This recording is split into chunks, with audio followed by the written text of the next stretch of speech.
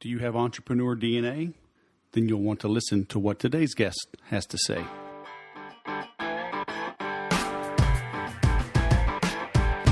Hello, my friend, and welcome to the Sales Podcast. I'm Wes Schaefer, the Sales Whisperer, your host. Today, we have Kevin Siskar. He runs the New York branch of the Founder Institute, and they help you determine if you have what it takes. And then they run you through a 14-week gauntlet to prove it. And not everybody makes it through. It's like a boot camp. So had a great interview with him today, so you are in for a treat. We link to various tools and assessments that they have. They have branch locations, over 200 cities.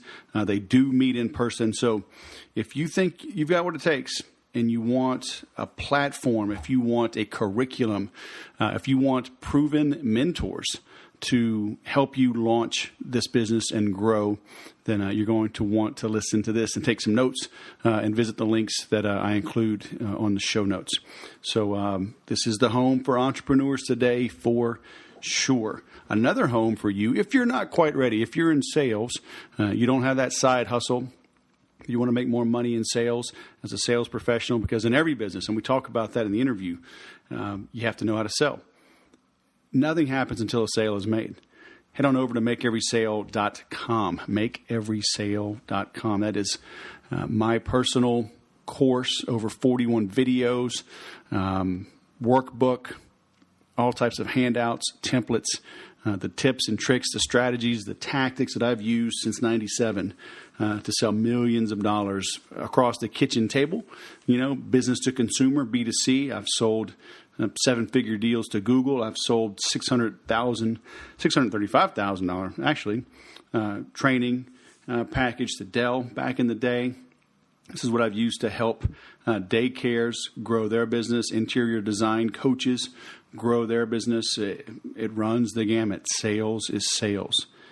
Once you master how to sell to anyone, anywhere, in any economy, anywhere in the nation, really anywhere in the world, then you can write your ticket. All right? So enroll in that course, makeeverysale.com. You'll be glad you did. And now you're going to be glad you're listening to this episode. Let's bring on our guest. Kevin Siskar, all the way from New York City. Welcome to the Sales Podcast, man. How the heck are you? I'm doing well, Wes. How are you today? I'm good, but I'll ask the questions, okay? It's my show, man. Don't turn this thing around already. You city slickers, you always want to. So what's up, man? You are the managing director of a cool company. You're up in New York City, but you help people what? Get launch an idea? I mean, do you help them take it like from conception to launch, or do they have to have a little bit of traction and you help them get bigger, better, faster, mo better? Yeah, for sure. So first off, Wes, I want to say thanks for having me on. Thanks for coming on my show. I know you were on Ambition today. And yeah, I'm the managing director of Founder Institute New York. And so what we do is we are in an early stage accelerator. And so we have a 14-week program where we help people who have as early as, I just have an idea, I don't know what to do with it, and as late as like I maybe already have a company, we're doing like $50,000 a month. Really like that early stage, just getting started is where we help people. Right. And we do that through a 14-week accelerator program that founders join. Every week, we bring in mentors, CEOs, founders, right? People that have been in the trenches can talk from their own firsthand experiences and leverage that expertise to help those founders who were in the shoes that they were once in, right? And so we do that for 14 weeks. There's also a curriculum that helps them build their company. And every little assignment is things you're actually doing to grow, right? It's not just B school where you're answering generic questions. For the legal assignment, you're incorporating in Delaware, right? And you're doing it the right way. And then we also have working groups. So we put the founders in working groups that actually simulates a board of directors. So, congrats, you're CEO of your own business, but you're actually not your own boss. You still have to be held accountable to your own goals. And so we have peers throughout the program that help you, stick to your own goals in your long-term truths. So are you like an effective scorer? Like I was involved when I got started years ago, I got to meet with these SCORE counselors like through the Chamber of Commerce. And I was just like, oh my gosh, I'm not going back to that. Yeah, I'm not sure I know what that is. So I'm going to say no. Okay. You sound mo better. Yeah. I mean, I'm sure SCORE has helped some people, but I mean, they bring in like retired, executives and whatever, and they help you like write a business plan. I mean, it's just not that structured. Yeah. I would say this too. We really emphasize on having our mentors be founders, right? I think it's easy to say like, oh, we want to meet investors or we want to meet, product managers at Facebook and Google, but those people aren't going to put you in the founder mindset, right? Right. They make really good employees, but they just haven't been through the same shit as founders go through. And so we really try to emphasize that, founders teaching founders from firsthand experience. What have you seen? What's a common thread that causes people to fail?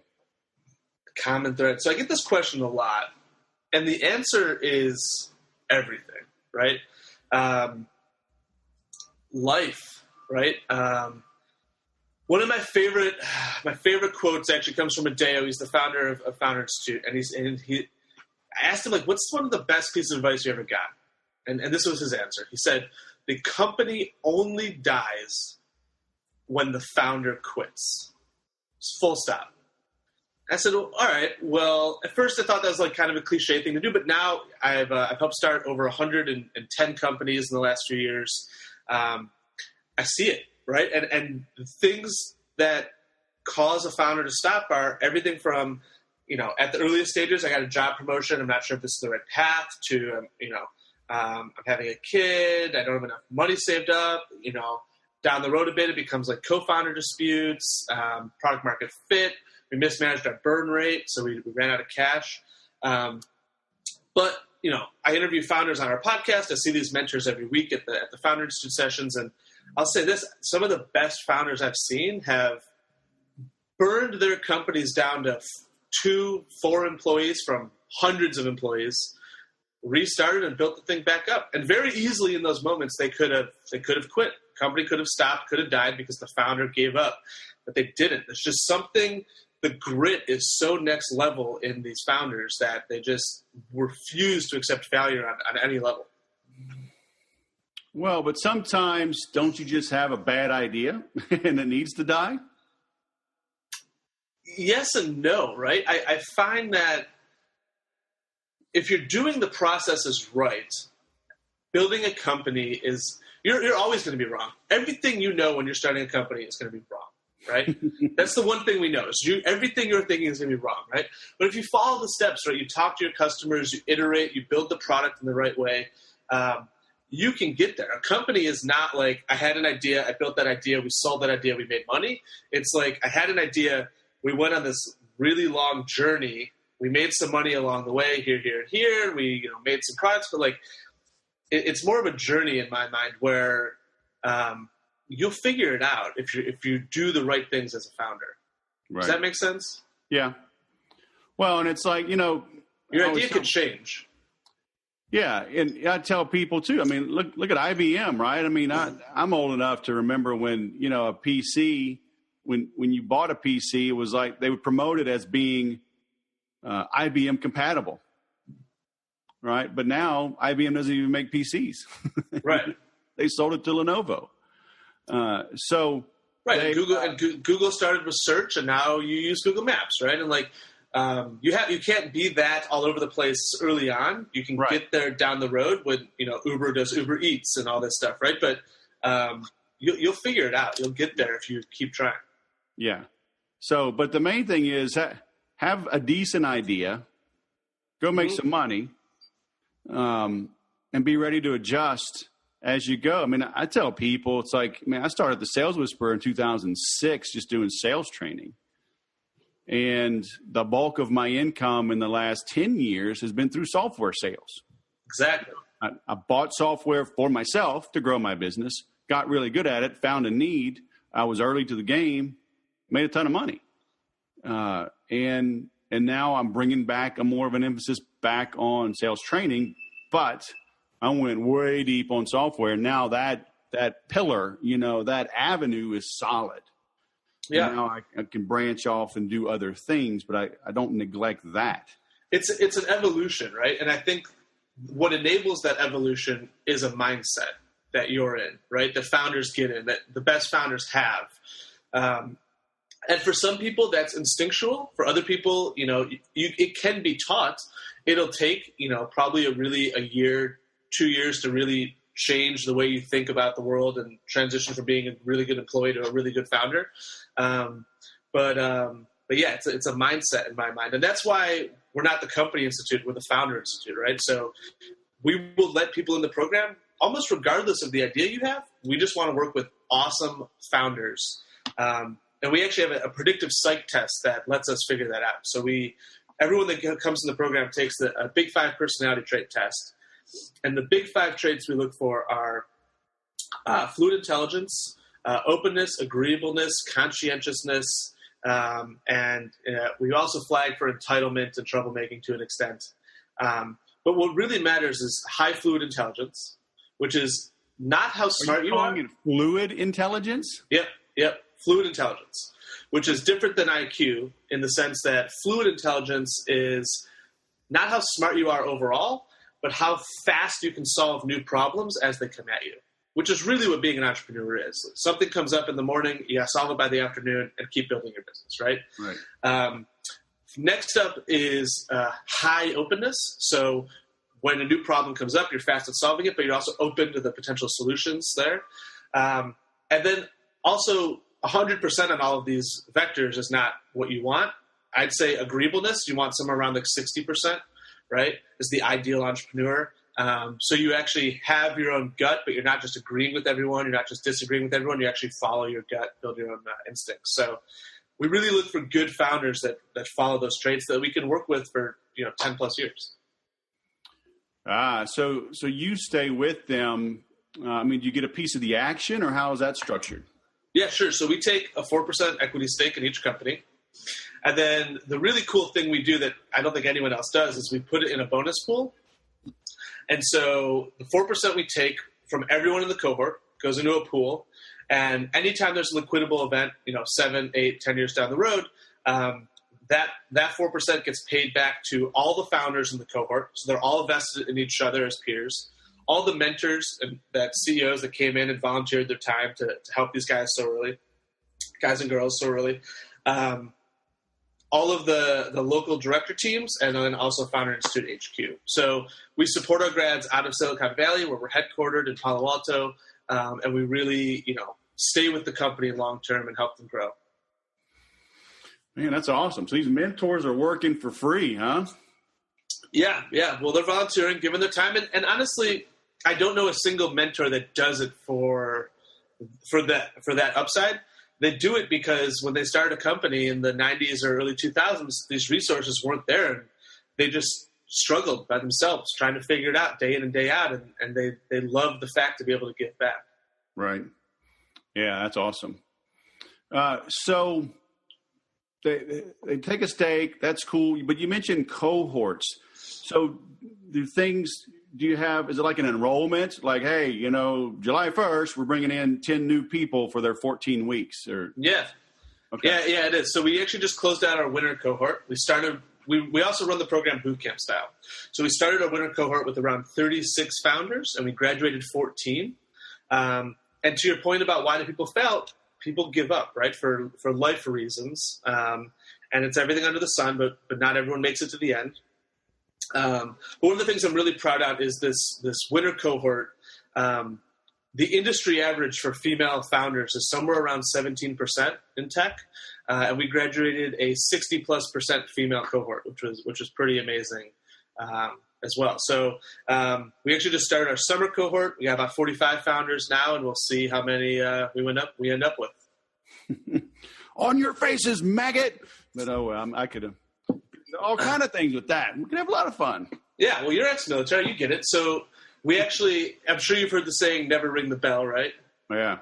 Yeah. So Navy SEALs, have this bell you can ring, drop out any moment. We literally put the dropout button. The founders can drop themselves out, and we put it right at the top of the homepage every time they log in, just tempting them to ring the bell. Yeah. Amen. Quit, baby. Yeah, I interviewed a bunch of guys, former SEALs, because I do that swim every year. And one of these guys said, yeah, it's real easy to be a SEAL. Just don't quit. It's like, yeah, I guess that's one way to look at it. Yeah. All right. So we know some ideas on why people fail. But you're talking about having, like being open to new things. But how do you balance that from like having too many irons in the fire, chasing down too many unicorns and not focusing on your core thing? Do you help these founders like, no, do not deviate. Do this one thing before you do 12 other things. Yeah, sure. So the first part of the course is, I'd say the first week is all about visioneering, right? And validation. And, founders come in and founders don't know what they don't know, right? None of us do when we start something new, right? And so you think you need all these things, but you're wrong. You really need to learn all these other things that the experienced people tell you need to know. And so everyone comes in and they're like, well, why do I have to take a week to think about if I'm passionate about this or if this is a good idea for me based on my 20 years experience in sales or product development, right? And the reason is that stuff won't take you out. You won't quit because of that now. That'll take you out at the 2-3 year mark, right? Where, I like to think of passion and your expertise as like gas in the tank. And if you don't make sure that you're starting with a full tank of gas, your company is going to die sooner than later, right? And so to start out the program, literally the first week, we're making sure that, you have some ideas, they jive and mesh with, your own experience, your own passions. And then very quickly, we're fleshing out revenue models. We're doing market research to figure out how big the market is. If there's actually a problem here, how are you going to solve it? How are you going to recruit team members, build your actual product? Are you going to bootstrap, fundraise, and go on through there? Right. Yeah. So you start with the vision. All right. And then, because it's tough, right? You do have to focus. Yeah. You gotta really dig in. I tell people all the time, it's like, McDonald's sells more chicken than Kentucky Fried Chicken, but they didn't sell chicken for dozens of years. Yeah. I don't know exactly when they introduced chicken, but they perfected burgers, fries, and shakes for a generation before they made that shift. So how do you know when it's time to add chicken nuggets to your menu? Sure. So I think there's two things there, right? I think for early stage founders, it's much more like navigating the waters, right? So it's much more, how do I make one product really, really, really well and morphing? And I don't like the word pivot because it's taken on this connotation that you've switched your entire business. I think founders need to loosely pivot more, where it's literally just taking feedback, right? And building one better product. Instagram was a food thing, and then they said everyone keeps uploading pictures, and they threw the whole thing out and just followed the water to do. It was pictures, a food right? thing. What do you mean?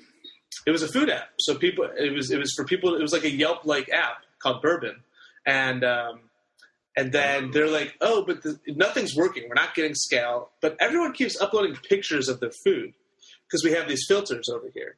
And so they literally threw everything out one day because they had these things called what was it, Hackathon Tuesdays or something, or Pivot Tuesdays, where they threw it all out and then rebuilt just Instagram, just doing that one thing really well, right? And the reason, and you figure that out by talking to your customers. So I would say for early stage founders, you just need to iterate on one thing, build it really well. Down the road, you can launch new product arcs. And typically you do that. So if you launch one product arc, right, you build the Tesla Roadster, you launch it up to just where it's about to peak, and then right as it starts to come back down, because it's a little bit older, there's newer things in the market, you launch the next one, right? It's like the next missile goes up, you launch the Tesla the Tesla S, and then just as that peaks, you launch the Tesla 3, right? And so if you look at sales cycles for product development companies that do, SaaS and software as a service, you'll see that trend. Interesting. So are these courses done in person? Are they virtual? Yeah, sure. So they're in person. We have chapters in about almost 200 cities around the world. headquartered in Silicon Valley, so all the curriculum comes out of the Silicon Valley. And yeah, we're everywhere. And the other cool part of that too is it's a global network, right? So by the time you graduate, you're part of this global network where if you need to get connected to the drone investor in Singapore because you have a drone company in New York, you can do so. Right. And so, I mean, is your company, are y'all teaching any of this, or are you the facilitator bringing the experts in? I'd say a combination of both, right? So we make all the curriculum that the founders do week to week in their assignments. We have the software that powers everything because we're super data-driven. The mentors rate the founders. The founders rate the mentors based on how helpful they were. The founders rate the founder. Like, we have so much data going on, and that helps us do predictive analysis on who's going to take off. And then the mentors come in and give their own experience every week as well. Right. So what's like a great success story that's public or you can share? Yeah, sure. So we have a few that people might know, household names. So Udemy is, I believe, the biggest online course provider. They're one of our grads. We have a company in Singapore called iCars Club. They're a $1 billion company. They're a ride-sharing company. We have another one in Europe that is a peer-to-peer borrowing app called Peerby. That's pretty massive. So we have a pretty good footprint in each continent, to say. And then here in New York, we have Kindara, which is a hardware and software company to manage female fertility, to help either avoid getting pregnant or get pregnant. We have Fund That Flip, which helps do home rehabilitation loans. And Simple Reach last year, I believe, raised one of the biggest rounds in the city, and we have them as well. So. Well, this is twice in 3 hours. I've heard about Udemy, so I guess I need to go make some courses on Udemy, huh? Someone else told you about Udemy? Well, I just listened to a podcast, and they were interviewing. Actually, the same guys we found. I was listening to Mark's podcast, and he was interviewed a guy, Philip. I forget his last name, but he has a ton of courses on Udemy. And I'm like, I've always thought about it. I mean, I've got my own courses. They're hosted on different platforms. But I made a note to dive into that, take a peek at it tonight, start mapping some things out. Yeah, for sure. Very interesting, the way things just fall into alignment. Yeah, definitely. So tell me those others you mentioned. You kind of went through them fast. High fluid intelligence, high openness, agreeableness. What are the others you look for? Yeah, sure. So, those are the big three, though. Like, I'd say those combined with professional experience are really what matters. And if people want to know more, you can go to our website, fi.co/DNA, and you can see a little bit more about what we're looking for. And then maybe I'll talk about the flip side of that, because there's also certain combinations of the big five personality traits that can create flags, right? Narcissism and entitlement are brutal killers of entrepreneurs. If you can't take feedback if you're narcissistic or entitled. Deceit, lying, never works well. Excuse-making, predatory aggressiveness. These are all things that we flag and remove because it'll kill you as an entrepreneur, and it'll poison everyone around you as well. So how do people take that, when it's like, you're a deceitful, lying, aggressive scumbag. We won't allow you in our program. Well, we don't divulge that information, but all right. You just say, you're not going to cut it. Yeah. Admissions would decline those people. Yeah. Yeah. And it's funny too. I think a lot of times people, I don't know, deep down they know. Have you ever had somebody prove you wrong? Yeah, there's a bunch of times I've been proven wrong. It's happening less and less the more experience I get at watching these founders. But I should say this. So when people start to fall behind in the program, we have what's called a special assignment, and that is an assignment that you get out of the blue on top of your existing coursework that is insane typically. So it's like, go get 5,000 users in the next 48 hours, right? Figure it out, get it done. And then email back a 15-page PDF report on how you did it, how you executed it, and like the full list of everything. Or it could be like your pitch needs work, right? So record 20 different versions of your pitch. Make 4 versions of your pitch, record 5 versions of each, get feedback on all of those, pick the best one, and and do this in like the next 24 hours, right? And these special assignments are always targeted towards a weak point that the mentors have highlighted in the founders, right? Something that they've gotten feedback on again and again and again, but they just haven't fixed on their own.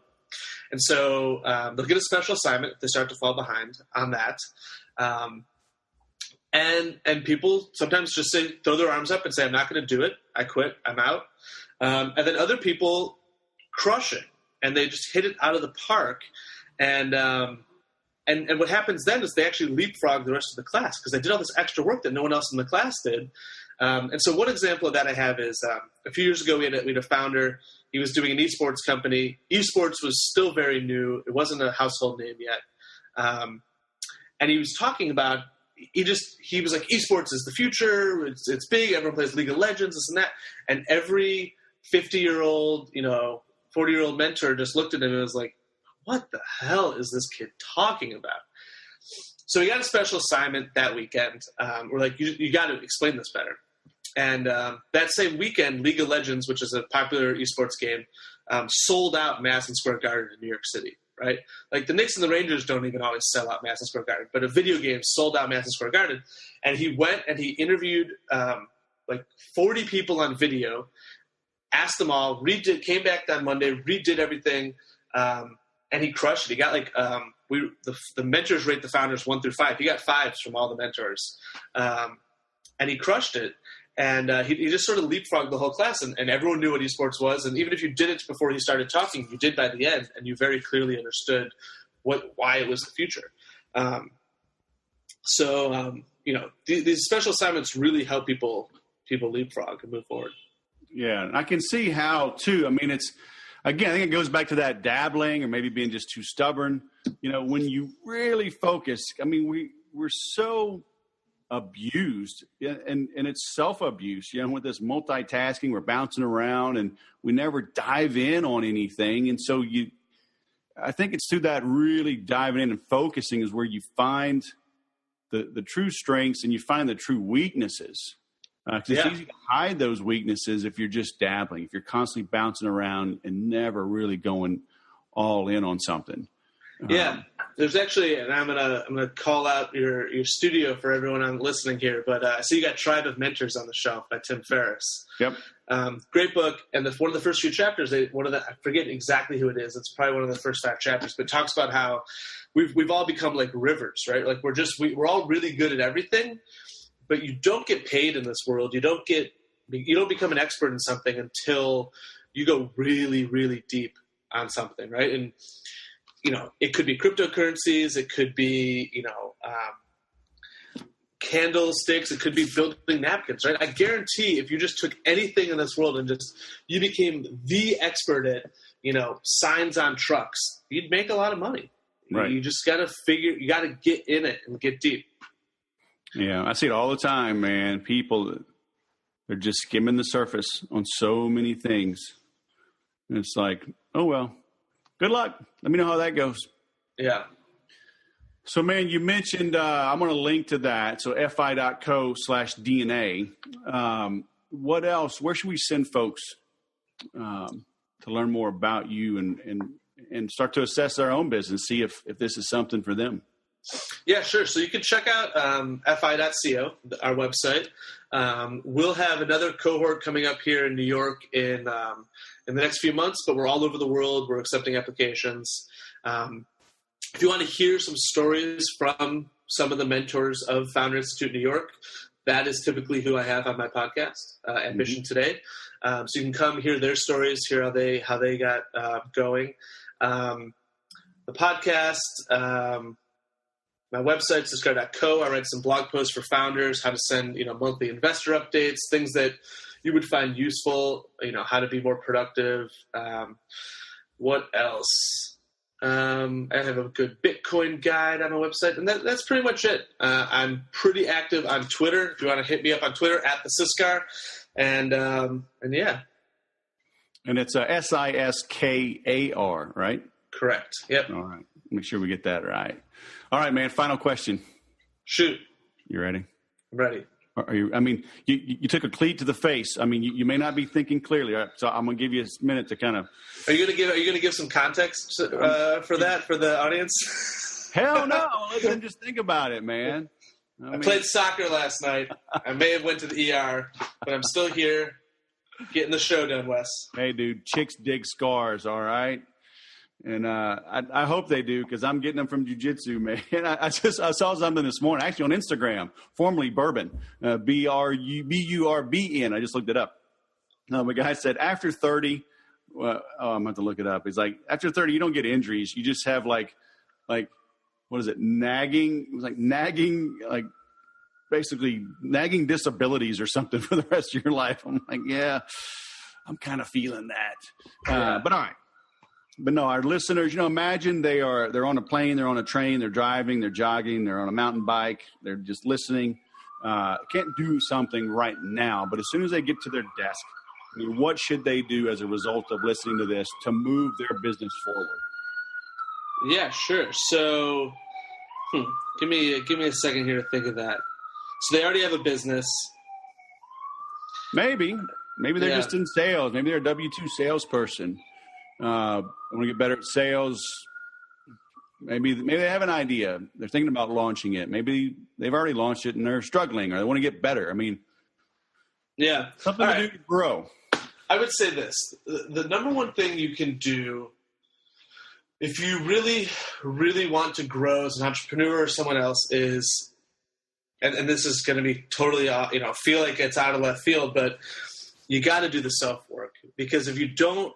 The what? The self-work. Okay. Because if you don't take the time to figure yourself out, whether that's, talking to people or going to, therapy or just getting your house in order or whatever, it's not going to work, right? You really need to make sure that you've done all you can to optimize and build the foundation with which to grow from, because you're going to need it. Building a company is pushing these things forward, manifesting something that's in your head into reality is so goddamn hard that you really need to have a strong core, strong foundation to build from, right? And too often I see people not do that. They grow, they build, and then they hit these obstacles down the road, and it's so often not business related. These obstacles that you hit, you don't know how to, send emails properly because you don't know how to communicate. There's communication skills breaking down there, right? And that goes back 20 years to something in your childhood or whatever, right? And it will hurt you later. And that's why I say it takes a few years to become an entrepreneur from scratch, because you really have to evolve, almost metamorphosis into it. And so just making sure that you get good with yourself, and you have the support from your friends and family, because, when you're answering emails at 2 a.m. on a Saturday and they're like, why are you doing that? That they understand where you're coming from, and really cultivating your lifestyle in a way that makes sense. And what do you think, Wes? You've been down the road. Man, look at you. You started in the same way. You try to take over, asking these questions. Man, who do you think you are? Good grief. The same city slickers. Yeah, man, I agree. Dude, this weekend, I can't tell you how much time I spent getting my password software squared away. I have two tools, LastPass and 1Password. Both of them got corrupted. Both were just a massive issue to get fixed, because I got to share my passwords as I grow my team.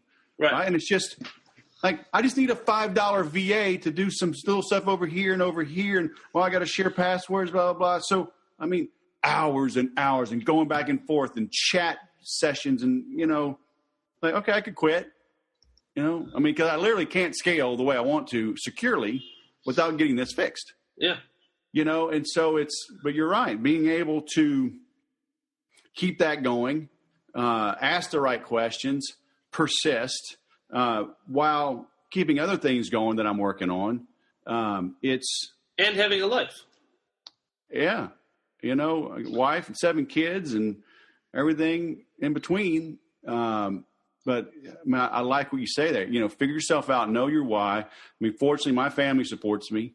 But I knew that I had to get done. But I have that vision. So, it's helped me get through, I've had a ton of rough spots. And as you make more money, I mean, they don't go away. They just become different. Yeah. There's still rough spots you gotta get over. So that's cool, man. Well, thanks for those words of wisdom. We will link. I will link to your podcast, Ambition Today. We're going to link out to fi.co, and I'll link to your. What is yours? Siskar? Do you want us to link there too? Sure. Siskar.co. Siskar.co. And like I said, I haven't published it yet. It'll be coming out probably next week. But as I mentioned, I had you on the podcast, Wes. Great episode for you guys listening that wanted to hear more about Wes's story, because I'm sure you're the one always asking questions on here. If you want to hear Wes's answers to some questions, come check out the episode. It's a great one. I can't believe you made me cry, man. That's rude, man. You said you'd edit that out. All right, Kevin. Well, thanks for coming on the show, man. Have a great day. Thank you. Take care. Bye. Pretty cool, huh? I wish I had known about these guys a long time ago. I may still apply. I don't know. I'm not big on driving, though. I don't have anything right in my backyard. I'm kind of lazy about that. But it's great to be surrounded by good people. I have invested pretty much every year since 1997, even before that, in coaching and personal development, whether it's buying a bunch of books one year or a course or hiring a personal coach, joining programs, masterminds. Some are paid masterminds. I've been in free masterminds. I've started some of my own. I've participated in others. I've traveled across the country to attend big masterminds, quarterly meetings in person, and I've gotten something out of all of them. Not as much as I had hoped sometimes a lot more. But surrounding yourself with good people, and the fact that these mentors and the help that they give is free, good grief. And I was talking about, the SCORE, it's, some senior level people, and, the Chamber of Commerce, they help. But the fact that Kevin and his company, they take a small stake, right? 4%. Go look at, go watch Shark Tank. They take a lot more than 4%. Go watch The Profit with Marcus Lemonis. I love the show. He does great things, but he takes way more than 4%. That's just amazing what they're doing. And I'm glad I found these guys. Go check them out if you have an idea and you want to validate it and you want that accountability, you want that peer group. I'm telling you, it's big. I haven't worked with this company directly, but I've worked with entrepreneurs for years, and I provide accountability to some. I've gotten accountability from others, and it's just so important. So I hope you got a lot out of this. As I mentioned at the beginning, if you don't think you're quite ready, if you're a salesperson and not running a business, you just want to sharpen the saw like I did going back to 2006. Check out Make Every Sale, makeeverysale.com. It's a good program, even if I say so myself. I literally held nothing back in my tips and tricks on how to plan, how to work a sales call, how to handle a sales meeting, how to overcome objections. You will get better at sales in that course, makeeverysale.com. And as I've been asking here recently, and it's been working, it's kind of cool. Go leave me a review, would you? Preferably a 5-star review. But if you leave me a review and send me a screenshot, wes@thesaleswhisperer.com, I will send you a PDF version of my sales training flashcards. I've had these for years. I just updated them a couple of months ago, added a few more. My wife actually read it for the first time. And she was like, hey, this is kind of good. I was like, hello. But these are the toughest objections that you'll get and how to respond to them and how to do it in a professional manner, right? It's not this hardcore stuff. It's not the cheesy, pushy, high-pressure tactics. It's professional. It'll work in any situation, humans selling to humans. But again, leave a 5-star review, take a screenshot, email me, wes@thesaleswhisperer.com, and I'll send those to you. It's the physical versions I sell for $20 all day, every day. But I'll send you the PDF for leaving a review. How's that, huh? I think that's a fair deal. Yeah, I think that's a fair deal. So, hey, thanks for listening. Go do that for me. Ask me some questions online. You'd be amazed at how few people do that. Hit me up on Facebook. Hit me up on the website. Ask a question, leave a comment. Find me on LinkedIn, Twitter, whatever. I'm happy to engage, but I got to know you're out there. So do all that, and then I got to tell you, go sell something.